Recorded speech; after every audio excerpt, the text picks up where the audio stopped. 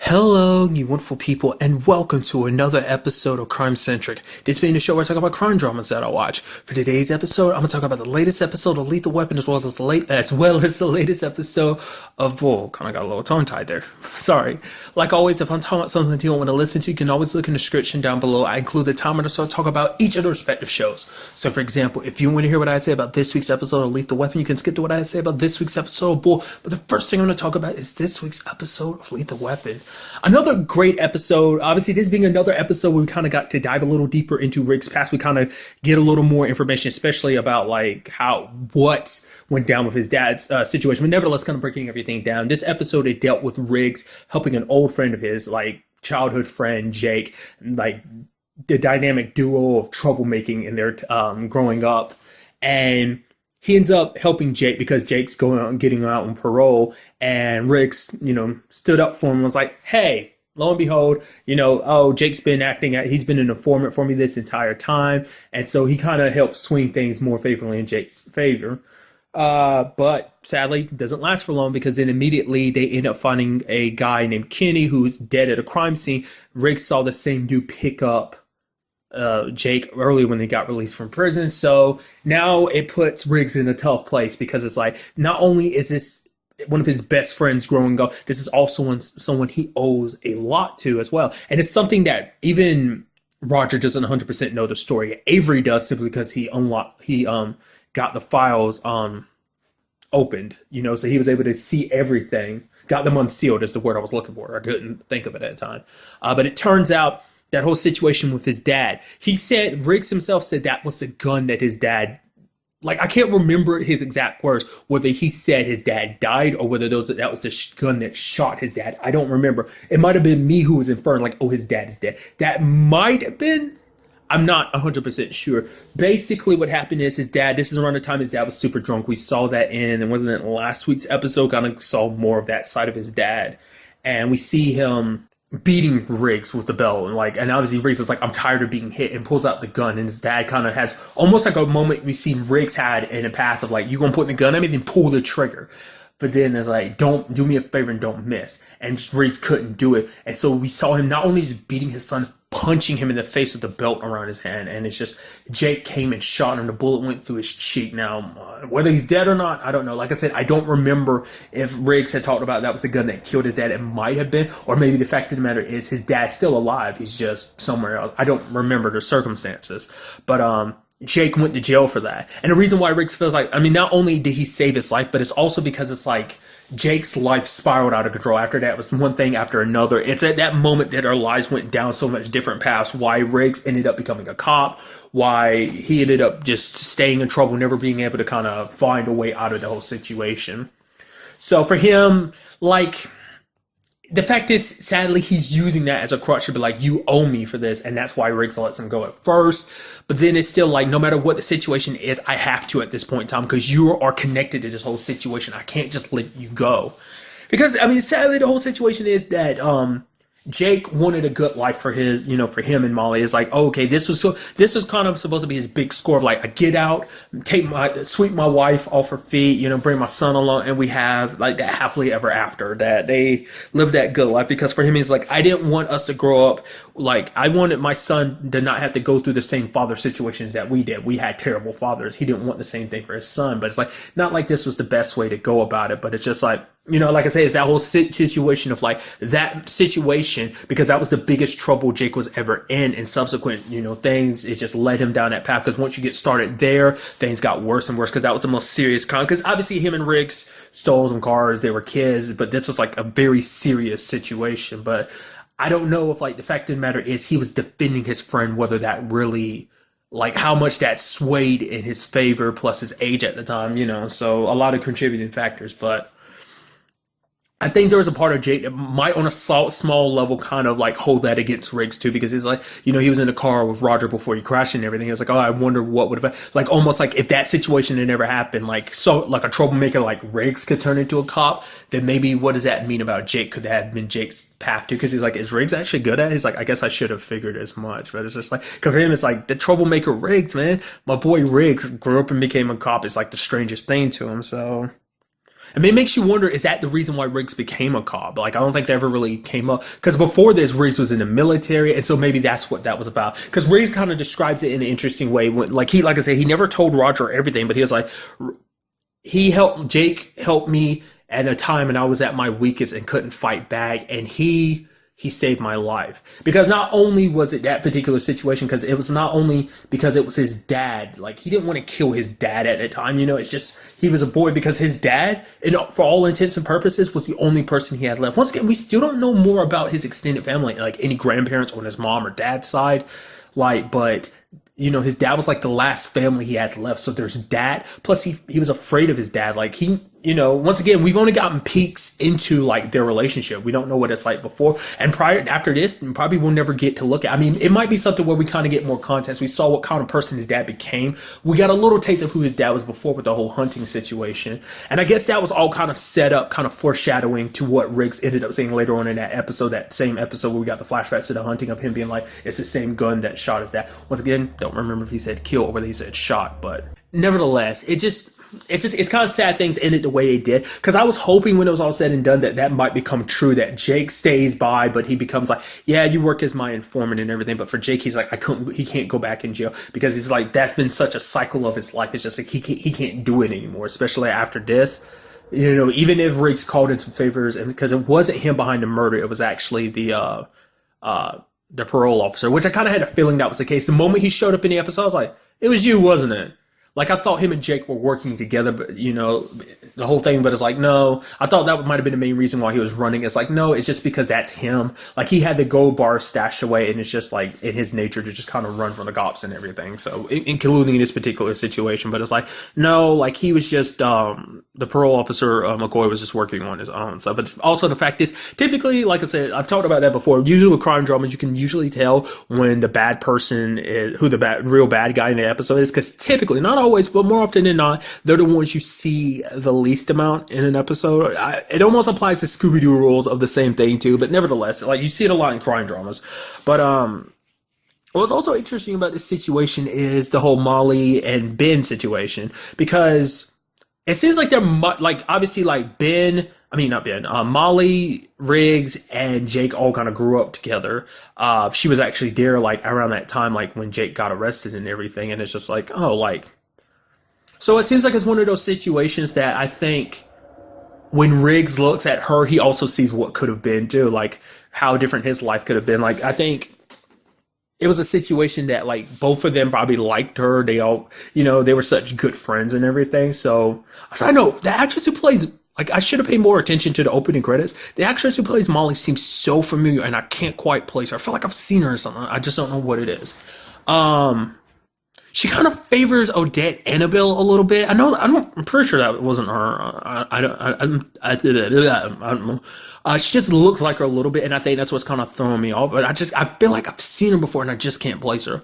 But nevertheless, so I think that probably plays a little part into it, like at the end of the episode, because, like, obviously she wasn't going to run away with Jake no matter what the situation was. You got go bars and everything, that's fine, but it's like a life on the run isn't the type of life that she wants for her and her son. It's like, I've given you so many chances. Like I said, the first thing he did when he got out was try this whole thing. Rather than walking away, he could have said no, but he went along with it. Like I said, he had good intentions in mind, but still, like, right, because even Molly was like, he got out and he still hasn't come home yet. Like, it took Riggs coming to her to find out, like, oh, her husband actually got paroled and everything. So, but obviously Riggs let him go. So maybe we might see him cross paths in the future. Riggs did say the next time that he meets him, he will have to arrest him. But it's like Jake is on his own. Like, all that he did amounted to nothing, because now he walks away without even his son or his wife. So. But, Riggs is saying, like, he'll drop by every once in a while to check in on her. So I don't know whether it's like, oh, there might be something there in the future, might be, or whether it's just like, oh, this is a good friend of mine. You were there for me, like, much of my childhood, much like Jake. So, and obviously you're, Jake's wife, and that's his son. So obviously I'm going to do my best to look out for you while Jake's, on the run and everything. So also probably a connection to, like, good parts of his life, because obviously we saw with his childhood, not that good all the way through. So probably focusing on some of the good aspects, by checking in on Molly, so maybe, like I said, or it could be like a relationship developing feeling thing going forward. we'll just kind of have to wait and see in that regard. It might not. It might just be something that's kind of said but never really shown throughout the rest of the season or whatever. But we'll see. But it was also cool of Avery too, because Avery, like, he knows how much that affected Riggs' life. He understands, like, that's why Riggs feels he owes Jake for everything. And Riggs is like, not many people know what he knows. So it's like, could you? And Avery's like, what? Like, not forget about what, you know? So it's like, you know, like I said, it's always a beautiful thing because Avery is kind of, you know, he's captain, he's a man in charge. Obviously, he throws a little leniency. I almost completely forgot that whole, like, situation where Michelle Hurd's character hasn't popped back up again. I guess after it was all said and done, like, I thought she was going to be like a seasonal thing, but it's like, no, she was in there for a little while and then she left.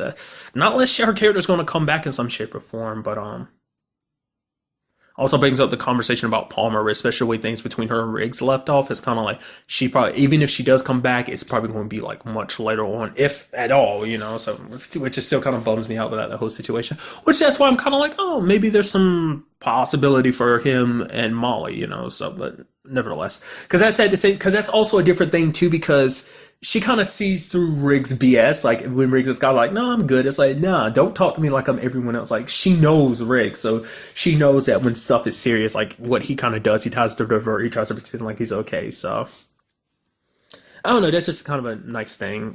You know, like I said, I'd be interested to see if they like continue that forward for the rest of the season.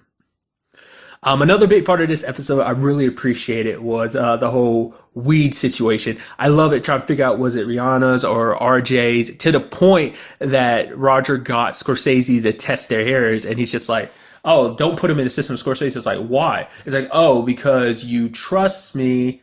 Now I should trust because you because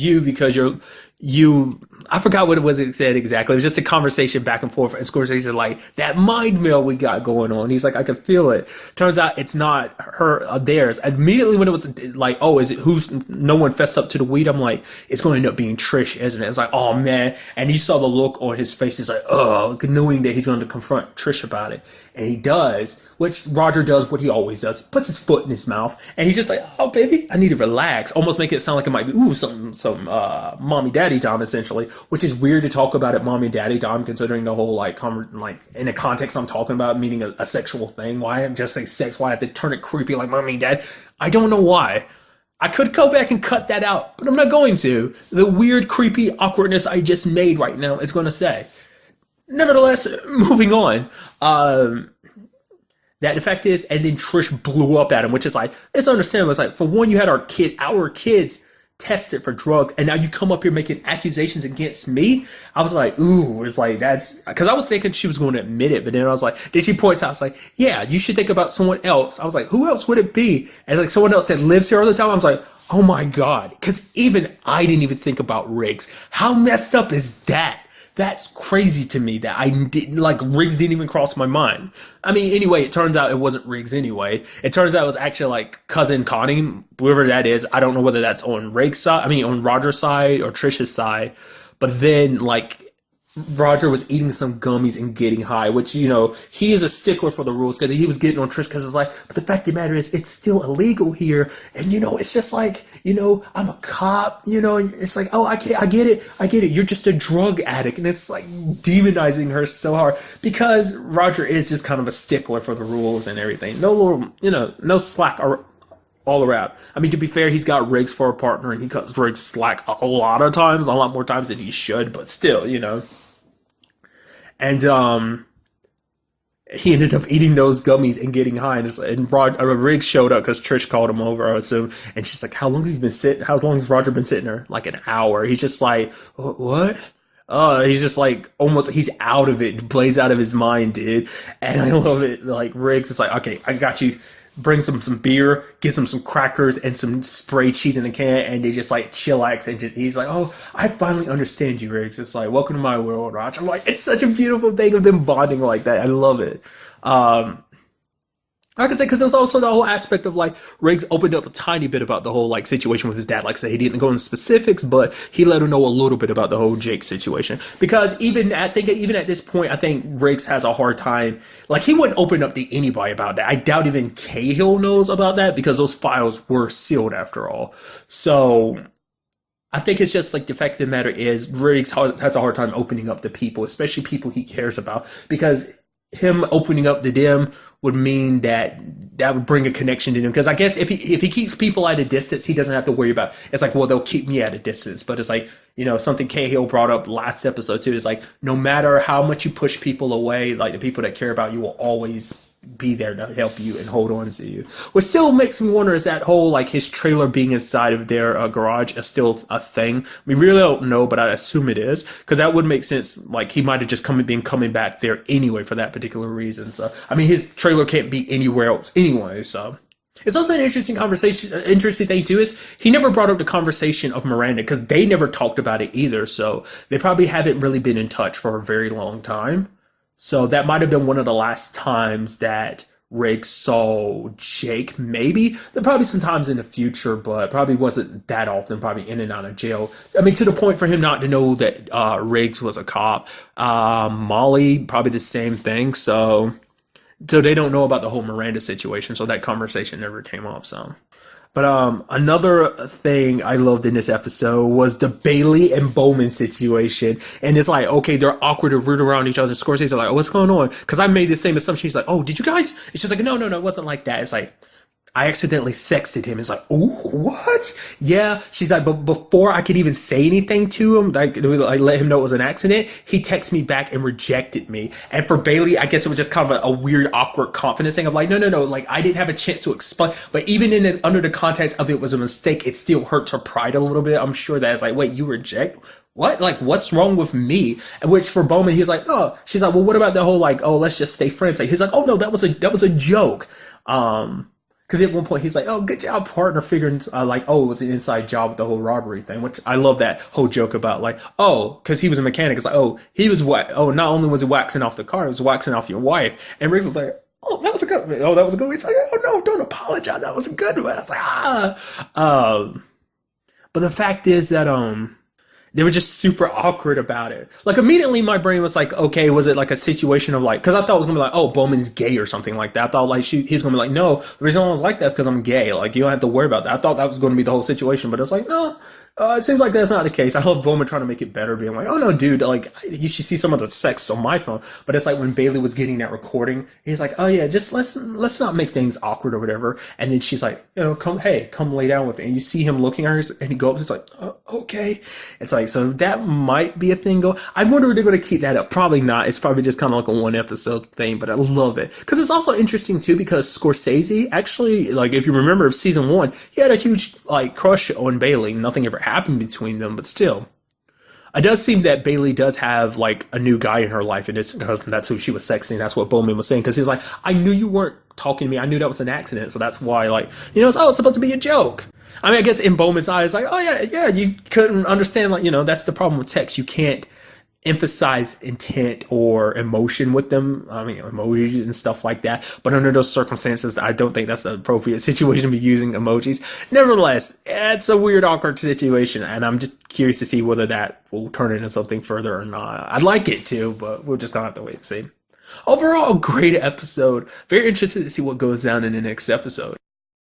And now moving on to this week's episode of Bull. Another great episode. I love what they're doing with this season, because in this particular episode, Bull basically goes up against himself. That basically the company he's going up against is this pharmaceutical company called Deb. And they have a trial science consultant of their own, and that her name is Artie. This being the actress, her name is Archana Punjabi. Interestingly enough, like, obviously the episode said it, but I also looked it up too. Her nickname is Archie. Which I thought was kind of interesting. I never knew Archie, like anyone in real life with the name Archie, but so I was like, oh, that's so cool. I mean, it's Archana, but obviously still, that was kind of cool. Obviously, like, she played a big role in, like, The Good Wife thing. I'm most familiar with her. Like, she's done so much stuff, but, like, the most recent thing I'm the most familiar with is, she played Nas in season 2 of Blind Spot, like a main recurring role. So that was cool. But obviously The Good Wife is like a connection too, because it's like, well, that was a CBS show. Now this is a CBS show. So nevertheless, Basically, this all deals with a assistant who used to work at TAC named Simon. They even make a joke about it at the beginning. They're like, "Oh, did you come to say goodbye?" Because he worked there for like a couple months and then he just disappeared without saying goodbye to anyone. So that's what that was referencing. And it also seemed him and Cable, there was something there, not just friendship, but also like a relationship. And we saw him at the beginning taking pills, but it seems like like ultimately Simon ended up killing himself. Did not see that coming. I was like wondering, I was like, okay, I thought he was in trouble and he's taking all this stuff, and then he goes, like, because I was wondering why he was like, you saw him kind of like, because he's a bike delivery, a messenger, and I was like, oh, he's going to Bull's office. So I was like, okay, so I thought there was something there. I thought they'd be able to help him, but sadly it was just a situation of him committing suicide is what set everything in motion. And I'm sure it hit Cable the hardest because for her, she said it herself, like it was the first time she's ever lost anyone that she knew. Plus, her and Simon didn't leave things on the best, like, ending, like, because they kind of had words, like, right before sometime before he ended up killing himself, because she just was mad, like, he up and ghosted her, no contact, and he was trying to apologize, but she didn't want to hear it. So she took upon this case herself personally, in the sense of, like, she recommended, like, throwing Bull's name out there to Simon's parents, because she's like, no, he enjoyed life. There's no way he would have done this. Everyone kind of agrees that something had to be off. So this was this was an interesting case because it forced Bull, like I said, to confront himself. There are people similar to Bull, but Artie is very much like Bull. She takes a lot of, because she kind of runs her own situation a little differently. She reads people just like Bull, but she doesn't rely on a team. It's 100% herself. She doesn't rely on mirror jurors because she feels like it kind of confuddles the information and stuff like that. It's just kind of like, she'd rather read people herself. So it almost seems like, it seems like, and that's the crazy thing about this case, is that every move that Bull was making, it was more so like a counter to her. It's like, rather than getting people who are anti-company, like pharmaceuticals, who are less likely to believe the pharmaceutical, the big company, the man in this particular situation. I know the man's kind of a stretch because it's more of a government thing, but then it is like a company situation. And he ended up picking a lot of jurors who are more company people, which caught Artie off guard, but it put them at a huge disadvantage. It's like his need to win and just kind of show her up, like, oh, like we got like the disadvantage in this situation, but I'm still going to come back and I'm going to win, So that kind of screwed them over because everything else kind of fell apart for them, because the particular guy, another person that was part of the drug trials as well, is this guy named Kevin, who kind of experienced very like suicidal thoughts as well. But the defense was like, well, he was on medication as like a different medicine at one same time. It was like a trial drug of like a particular painkiller, and it's like you're supposed to have like a washout date, like enough time passes so that the previous drugs are out of your system so it doesn't affect the next test, whereas typically 30 days. In his case it was like 27, but it's like everyone did it, but that really kind of hurt their case. Then there was no, like, they couldn't track down anybody else from the trial, so it was just like they had very few witnesses, very few information. It's just like it was kind of an uphill battle for them, which obviously Bull snaps at Cable, which obviously you have Benny not appreciating, which kind of immediately my brain goes, man, like, to me personally, it's like Bull's kind of more of an asshole in this season. Like, he was kind of a jerk in the first season, but I feel like even more so this season we've had more and more instances of him being an asshole. But it's something that Cable ended up forgiving him for, because she's like, no, I know the reason why you're very harsh and stuff like that. It's because you care. Which he immediately cuts off. I was like, no, like, because I like to win. So it's like, Bull's a complicated person. He likes to pretend like this is all about 100% winning, but it is also because the fact of the matter is, because of this situation, he does care. I think he has a tendency to detach himself from certain things, come off very assholish, but that's just because I think that's just the way Bull it's almost his defense mechanism to make sure, like, he keeps himself focused on the case and doesn't let his emotions get the best of him. I think that's what that ultimately comes down to. I guess he feels like if he's able to kind of be a jerk, and then it's like he doesn't have to worry about getting too caught up in his own emotions, that he gets too emotional, that he ends up costing them the case or something like that, At least that's where my mind is. Like I said, Bull is a very complicated character, but the fact is, like, Cable was like, I've worked for you for a couple years now, so I know you well enough to know that that's what this is all about, I won't say that it's not completely the aspect of he just wants to win, but I think it is more so that he does care because he takes the cases that he takes. Like at any point in time, he doesn't have to take the cases. Like he could have easily, because he is the boss, he could have been like, shut up, Cable. That's not who he is. I mean, like I said, he has his moments, but it's just because he's so frustrated because it's like he knows that there's something here, but there's things aren't lining up to help like prove it. You know, it's like, because once he's invested in something, he's like, no, I'm going to try my best to get justice for you, because all Simon's parents really wanted was they wanted the truth. They wanted to understand what happened to their son, you know. And it was kind of sad too, because it's like they obviously the defense kind of twisted. It's like, well, your son didn't tell you that he quit his job, that he became a bike messenger, and all this stuff. So it's like, really, did you really know your son? I'm like, that's kind of. It sucks because it's like it's questioning. It's like, oh, obviously you and your child weren't that close if you didn't know all this stuff about him. It's like, oh, what may have pushed him is because he was dealing with all these secrets that he was keeping from you. But it's like, if a mom says something was off with her child, that he was mute, that I feel like she has a little more leeway, because, and I'm surprised she didn't actually say something. But I mean, under the circumstances when you're on the stand, it's just the whole point is to like make it so you don't get to say everything you want to. It's like to be like, okay, get the answer they want and just I'm finished. But I'm sure, like, for her, it's like a mom knows their child. We may not have the closest relationship, but they can tell when something off. There's something there, you know? So, and then there was the whole Tom Griever situation, which he kind of made it seem like Simon took drugs, like he got overdosed on heroin back in their college days, in particular the freshman year. His mom saved him and everything. And which it was like, at the time, I thought it was kind of, I didn't even think about it until Benny brought it up later on when they actually found out, like, oh, Tom actually changed his name. Because basically it was him. Like the story he told was actually his story, and he wanted a fresh start, so that's why he changed his name. But also it's just like, he kind of got pushed. Wasn't necessarily bribed, but he was more so like pushed to, you know, take this story and kind of make it put Simon in a less favorable light.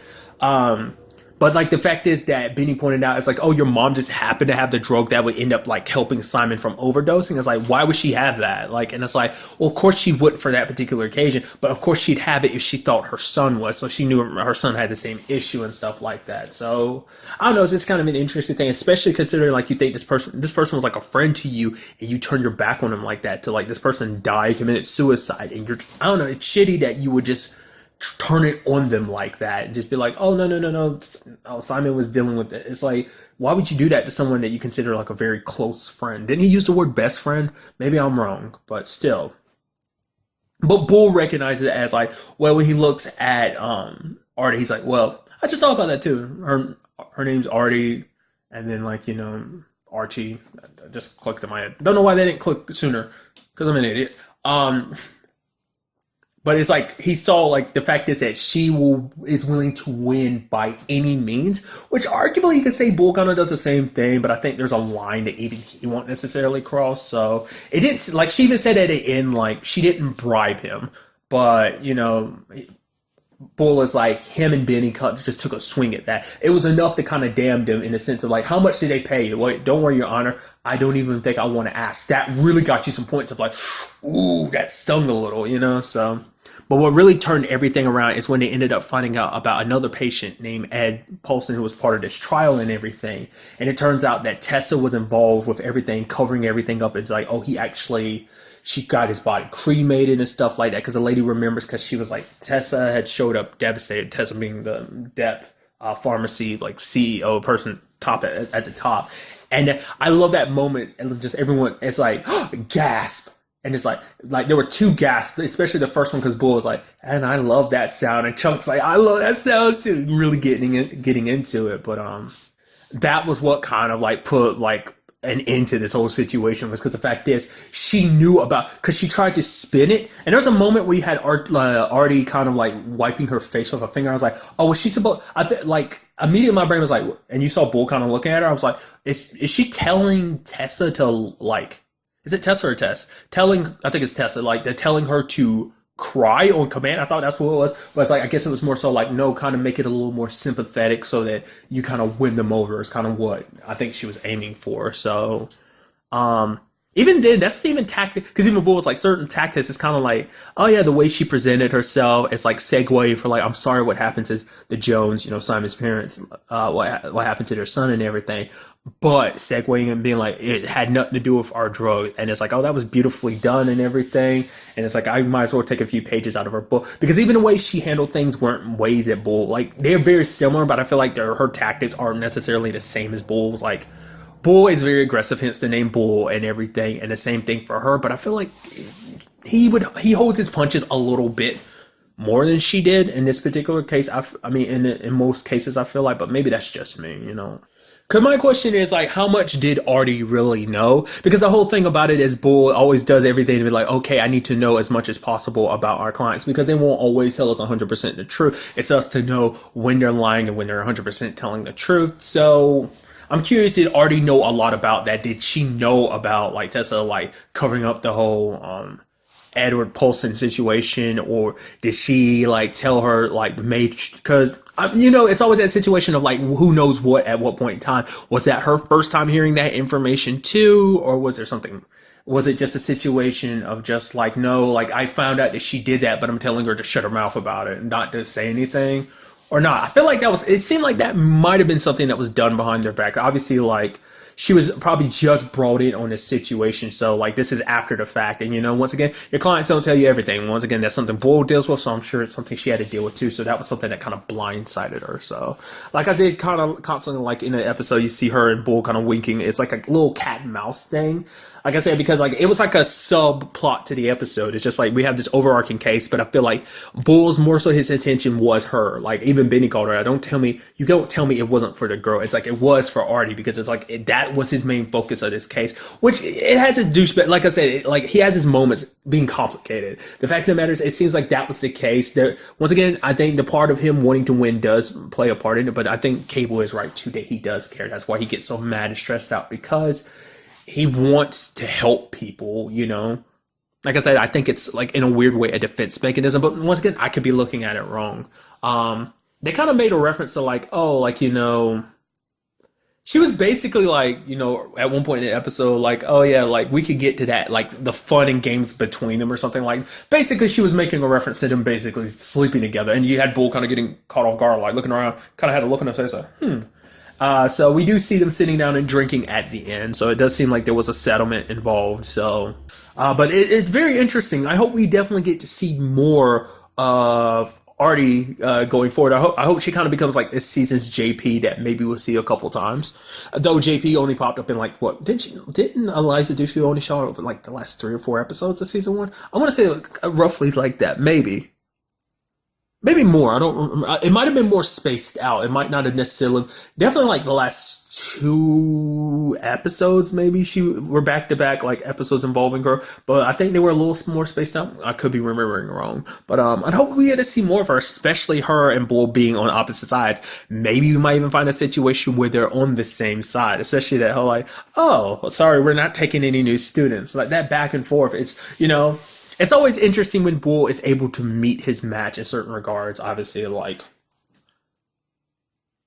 I don't know, like, I like that dynamic. So I'd like to see them both, like, well, we've got them on opposite sides, so we could see more of that. But I'd also like to see them kind of on the same side to it. It'd just be a situation of them butting heads about how things should be handled. Like, obviously, we've seen how they both handle the trial science approach, which is similar, but obviously very different. He has tact. And to me, ultimately, I think that's why he won this case. Because Bull, unlike Artie, like, I mean, she might have a team of her own that we never really got introduced to. Maybe that's something we gotta see going forward. But more so than anything, it seems like Bull has a team that backs him up. He has a whole tag team.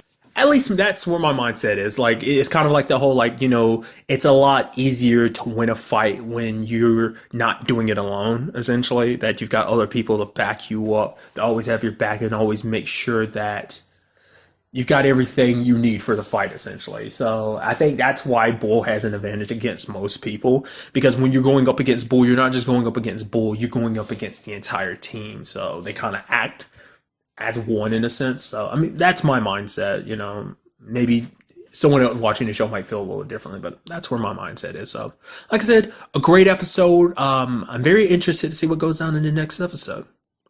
But really, that's all I want to talk about. To the next time we meet, be happy, be safe, live life to the fullest and enjoy it. Keeping that in. God. Keeping that all in. Till the next time we meet, be happy, be safe, love light to the fullest, and enjoy it. Good day and goodbye.